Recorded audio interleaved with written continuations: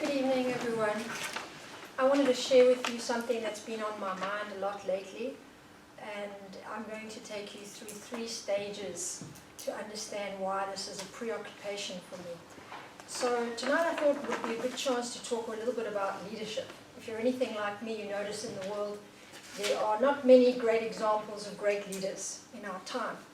And so it became quite an interesting subject in my professional work to actually look a little bit more into what does it take to be a great leader.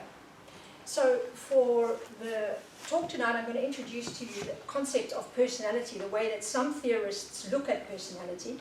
And then we're going to take a step further to talk about the way that not knowing enough about our personality can actually make us a little bit blind.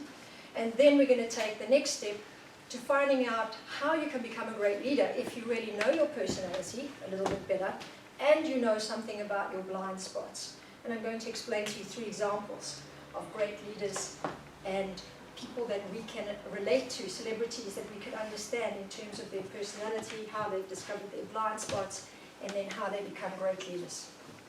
And I'll leave it to you to decide if you agree with them as great leaders or not.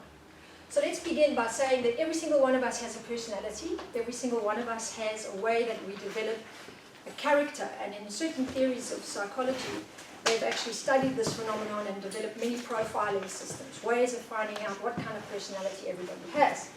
But I think you all know a little bit about the ego, so we've all agreed really that the personality has a certain ego. And that means it's a way that we actually buy into certain crazy ideas about life. And in fact, there is a system that talks about 9 types of ego. In fact, each one can split off into 3 variations, so 3 times 9 is 27 different types of egos. And an ego in this system is actually a way of distorting reality. In other words, our ego tells us things about life that's not really true. And we believe that. And we actually go into the world really convincing ourselves that our ego's way of looking at life is the correct way. And there are 9 times 3 different types of ways that we do that. So we go one step further then and we say that we don't just have a personality and an ego, we actually have a neurosis. Some people think that neurosis exists only for mentally ill people or people who are, the aim of many funny jokes. But actually every single person has a neurosis. And when you know what your neurosis is, you take this step to stage number 2 where you begin to discover your blind spots.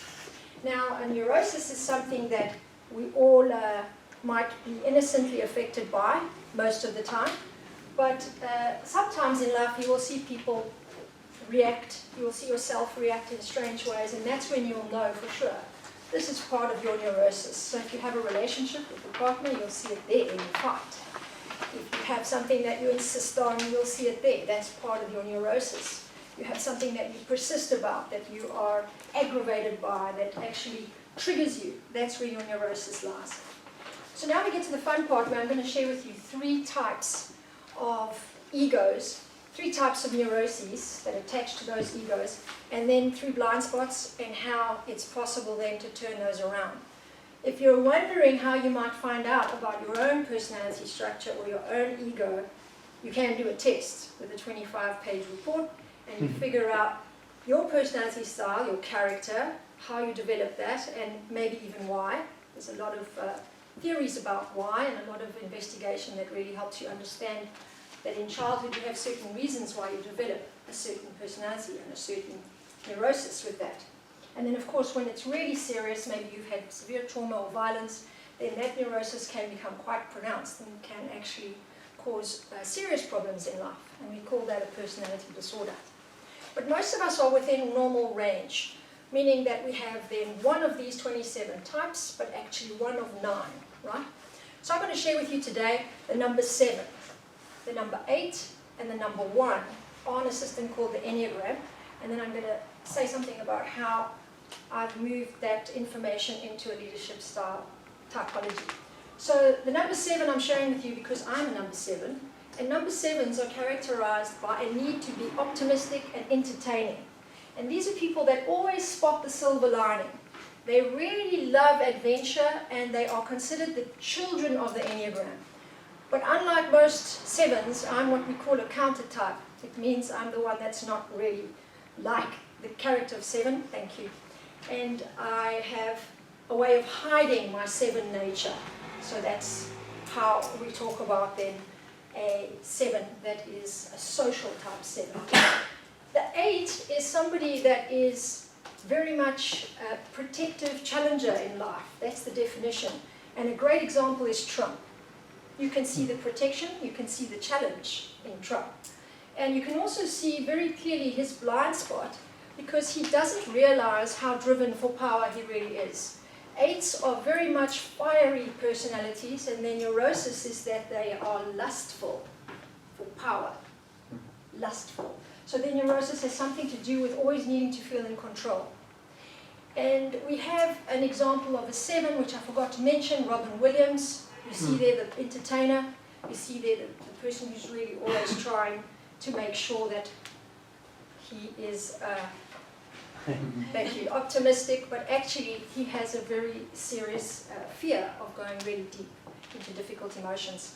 The 1, I like sharing this one because Gandhi was a 1, and 1s are actually people that are very righteous. They like to be morally perfectionistic.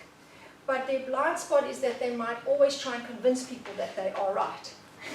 And those are the people who walk in the room and say, oh, you shouldn't have put that plant over there, it actually should be over there because that's very distracting for speakers.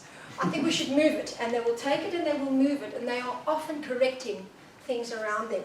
They are very, very helpful people because they can actually point out great things, which leads me to my final stage, which is sharing with you how incredibly powerful people can become if they know enough about their personality, and then they discover their neurosis, and the Enneagram can help you do this, and then they begin to see that every single challenge and every single difficulty in life is like a catalyst that forces you to come to terms with who you truly are and not what your ego tells you. And this is how you start to develop one of the 9 styles of individualistic leadership. That's all from me because my time is